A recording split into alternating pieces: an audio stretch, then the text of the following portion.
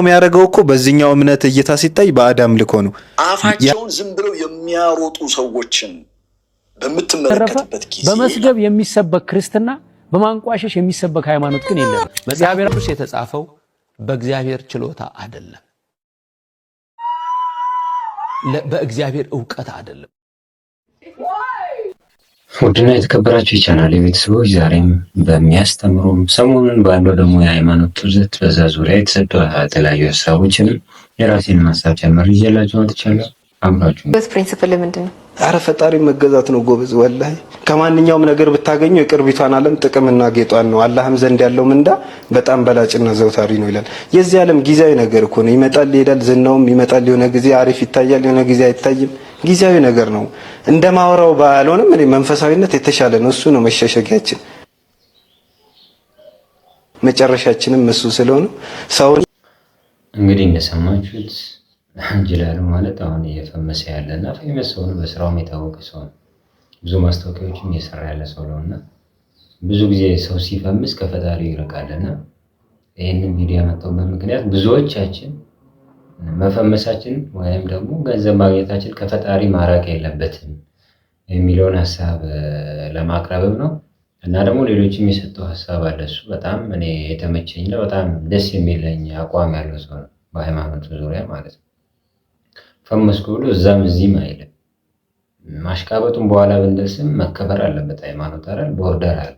እሱን ነገር እያስጠበቀ እየሄደ ያለ ብቸኛ ሰው እያስባለሁ እኔ። ኢየሱስ ጌታ ነው። እስኪ ኢየሱስ ያድናል በላ። ኢየሱስ ያድናል። መዳን በኢየሱስ ነው በላ። መዳን በኢየሱስ ተባረክ። እስልምና በቃ በይሄ ነው የሚያወጀው። ይኸውልህ ሰማ መጨረሻ ነው ግን ይኸውልህ ሙስሊም እንደምትሆን ይኸውልህ እኔ ጥርጥር የሌለኝ የሚያምርብህ የወለድከውም የሰጠህኝም ሁሉ የሚያምርብህ ፍጡር ነው። እንዴት ነው ማለት መጀመሪያ አሁን ለምሳሌ አንድ ሰው ዝም ብሎ በአፉ ቢል ኩፍር በሶስት ነው ይባላልና ጌታ ነው አለ፣ በምላስ ተናገረ፣ በቀልብ አመነ፣ ከዛ ተገበረው። እነዚህ ሶስቱ አንድ በእነዚህ በሶስቱ ሰው ይከፍራል ይላል። እና እንዴት ነው የዚህ ሰውዬ እስቲ እንዴት ታዩታላችሁ? አለ ሙስሊም ከሆነ እንዴት እንዲህ ያለ ጌታ ነው ያድናል ምናምን አለና ከዛ በኋላ ደግሞ ስለ እስልምና መስበክ ጀመረ። ወይስ የሆነ ፌክ አለ እዚህ ላይ? እስቲ የቻላችሁትን ያክል ሀሳብ ስጡኝ። እኔ ግራ ስለገባኝ ነው ቪዲዮን ያመጣሁላችሁና ወጣቱ ሃይማኖት ተነካ ሲባል ሆ ብሎ እንደሚወጣው ስለ ሃይማኖት ወቅ ተማር ሲባልም ሆ ብሎ ሊወጣ ይገባል። መስጊድ ሲሰራ ክርስቲያን ብር ማዋጣት የለበትም። እንደ ሙስሊም ጥምቀት ለማክበር መንገድ የሚጠርገው አልহামዱሊላህ ታቦታችን በሰላም ገባ የሚለው በሰላም ይግባው፣ ግን እንደ አንድ አማኝ እኮ ያን ነገር ማድረግ የለበትም። ሃይማኖቱ አይፈቅድማ። ተከባበሩ ተቻቻሉ እንጂ በየትኛውም ሃይማኖት እኮ ሌላ ከጎን ያለውን ሃይማኖት እንደ ባዕድ አምልኮ ነው የሚያየው። ወይም ደግሞ የአምልኮ ገነት ምንድነው ገሃነም እንደሚያስገባው እሱ ያመለከው ደግሞ ገነት እንደሚያስገባው እያመነ ያለበት እንዴት ነው እንደሚታሽቃብጡ ሰዎች? ታቦታችን ገባ ክርስቲያን ለመስጂድ ብር ማዋጣት ምን ማለት ነው? መከባበር መዋደድ ይሁን ግን ቦርደር አብጅተን ቢሆን ነው። እና ቅድም ያልኳችሁ ጅላሉ ያወራል እኮ ይሄን ነው ወደ ተሻሉ ይላል። ግን ያኛውን ሰው የሚያደርገውን ነገር ያኛው ሰው የሚያደርገው እኮ በዚህኛው እምነት እይታ ሲታይ በአዳም ልኮ ነው። ያኛውም ደግሞ የዚህኛውን ሃይማኖት ሲያየው አሁን ለምሳሌ መስጊድ ሲሰራ አንድ ክርስቲያን ብር ማዋጣት የለበትም። እውነት ለመናገር መጀመሪያ የራሳችንን ምን እንደሚል እንወቅ። ከዛ ማሽቃበ እዚህ ጋር አያችሁ አይደል? ሁላችንም የራሳችን እምነት የራሳችን አስተምሮት የሃይማኖት አስተምሮት ምን እንደሚል እንወቅ። ተከባብረ ተቻችለን ኑር። ቁርአንስ ክርስቲያን ኦርቶዶክስ ይላል፣ አይሁድ ምናምን ይላል። አላህም ያውቃል እነሱ እንዳሉ። ግን ከነሱ ጋር አብረ አምልኮ አብረ የሆነ ነገር አድርግ አይልም። ወጡ ይደርሳል። በሁለቱም ወገን ለመወደድ መሞከር አያስፈልግም። በቃ እውነት ደግሞ ምን ጊዜ ማወቅ ነው። ከዛ የሌሎችን ማክበር ነው። ሙስሊም ሆነ ጥምቀት አልহামዱሊላህ ታቦታችን ገባ ልትል አይገባም። ክርስቲያን ሆነ ደግሞ ለመስጊድ ማሰረ ብር ልታወጣ አይገባም። እውነት እንነጋገር ከተባለና መጀመሪያ የራሳችንን እንወቅ። የሚያክሰው ሶሻል ሚዲያ ላይ ወጥቶ እኮ አይንኮሻኮሽም። እምነት የሚኖር ነገር ነው እንጂ ወጥተህ የምታወራው እምነት የሚኖር ነገር እንጂ ሚዲያ ላይ ወጥተህ የምትንኮሻኮሽ አይደለም። ስለዚህ እውነታውን በእምነት ኑር። እምነታውን እምነት ላይ አንጸባርቅና እዛ ኖር እንጂ ሚዲያ ላይ ወጥተህ ሁለት ሰዎች ተጋጭታችሁ ሁለት ሰዎች ተከራክራችሁ ከሙስሊም የምትከራከሩ በቲክቶክም በሌላ ሚዲያ የምትከራከሩ የምታወሩ ሰዎች ሙስሊምን ወክላችሁ ሳይሆን ለራሳችሁ የዋው ማህበረሰብ እንዲከተል ለማድረግና የእናንተ ፎሎወር ለማብዛት ለእምነቱ ተጨንቃችሁ አይደለም። አብዛኞቻችሁ በሌላውም በክርስትናው እምነት የትኛው ቤተክርስቲያን አንተ ለክርስቲያን ተወክለህ ተከራከር ወይም ደግሞ አስረዳ ያለች። ስለዚህ ሁላችንም በራሳችን ባረግነው ለብቻችን በፈለግነውና በፍላጎታችን ባረግነው ነገር ሃይማኖትን እናስነካ። በየትኛውም መከባበር እንዲኖር ማለት ነው ነገር አይደለም። አንዳንድ ደግሞ ቲክቶክ ላይ ወጣችሁ ሁለታችሁ ትጋጩና ህዝቡን ታጋጫላችሁ። የትኛውም ሃይማኖት እኮ የዛኛውን ሃይማኖት እንድጠላ ምን እንድሰደብ አያዝም። ስለዚህ ስርዓት ብንይዝ መልካም ነው፣ ባንንኮሻኮሽ መልካም ነው እላለሁ። የቀረው ለሚጨመሩ ዘይት ማሽቃበጥና መከባበርን መለየት አለብን። ወንዝ ዳር መቀደስ ሰይጣን መቀስቀስ ይላል ያገሬ ሰው። የሰውን አብጠልጥሎ የራስን አንጠልጥሎ የሚባል ነገር አለ። ሌላውን አብጠልጥሎ የራስን አንጠልጥሎ ብሏልና ሌላውን አንጠልጥሎ አንተ የምትኖርበት ምንም በሰላም የምትኖርበት ምክንያት የለም። የምትኖረው በሰላም ለመኖር መከባበር፣ መቻቻል፣ መዋደድ በፍቅር ኢትዮጵያውያን በፍቅር ነው የምንኖረው። ሃይማኖት ባይነካካ። ቲክቶክ ላይ ወጣችሁ የምትጋጩ ሰዎች እዛ ቲክቶክ ላይ የተከተላችሁ ሰዎች ብቻ የእናንተ ፌሎ አድርጋችሁ እንደፈለጋችሁ ማድረግ ትችላላችሁ። ግን ሃይማኖቱን ማስነካት በሁለቱም በክርስቲያኑ በሙስሊሙም በሌላውም ሃይማኖት ማስነካት የለባችሁ። ቅድሚያ ለሃይማኖታችሁ ስጡ።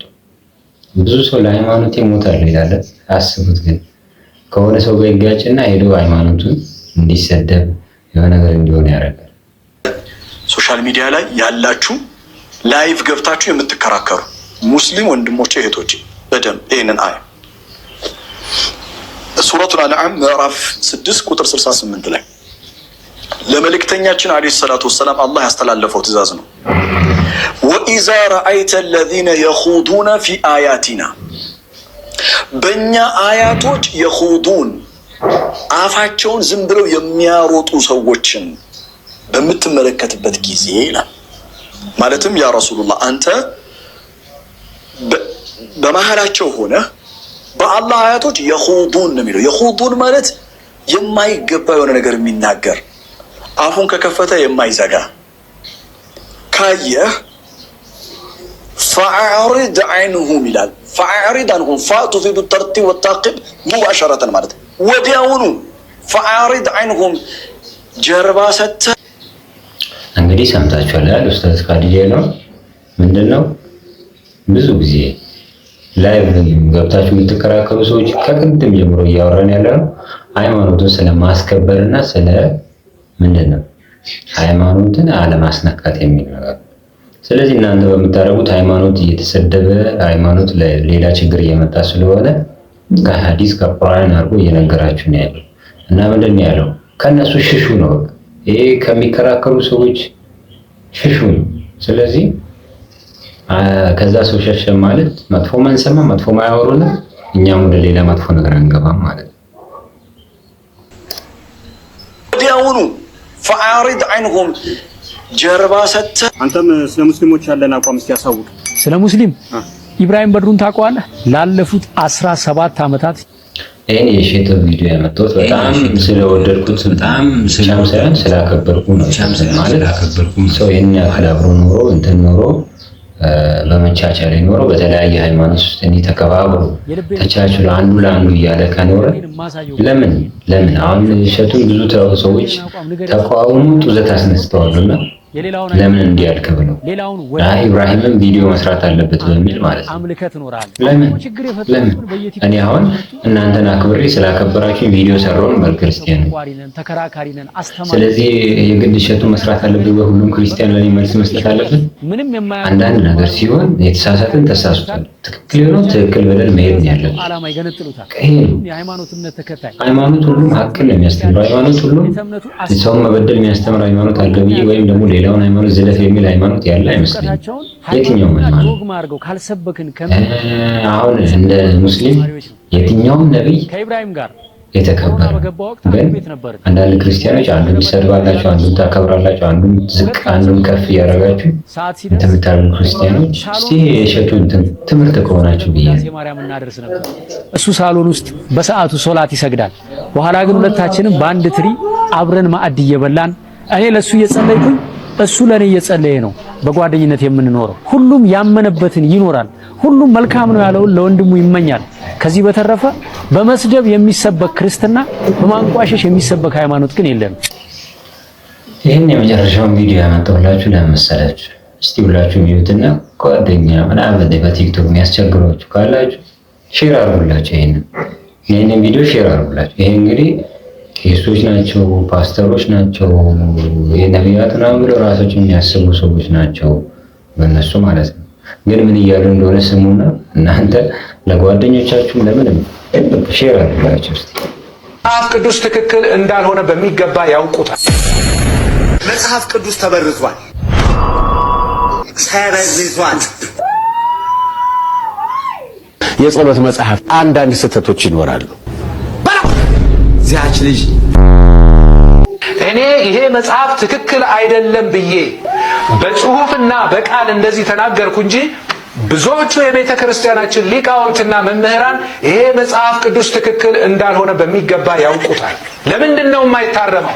ለምንድን ነው በአደባባይ ወጥተን እንደዚህ የምንናገረው? እኔ በአደባባይ ወጥቼ ለመናገር ፍላጎቱም ምኞቱም የለኝም። ግድ ሆኖብኝ ነው የምናገረው። ቁጥር ስፍር የሌላቸው ገድላት አሉ፣ ድርሳናት አሉ፣ ታምራት አሉ፣ የጸሎት መጽሐፍት አሉ። በእነዚያ ውስጥ አንዳንድ ስህተቶች ይኖራሉ። ከአባታቸው ከቅዱስ መጽሐፍ ይወጡ ይኖራሉ። መጽሐፍ ቅዱስ ተበርዟል፣ ተበርዟል፣ ተበርዟል። መጽሐፍ ቅዱስ የተጻፈው በእግዚአብሔር ችሎታ አይደለም፣ በእግዚአብሔር ዕውቀት አይደለም፣ በሰው ችሎታ ነው የተጻፈው።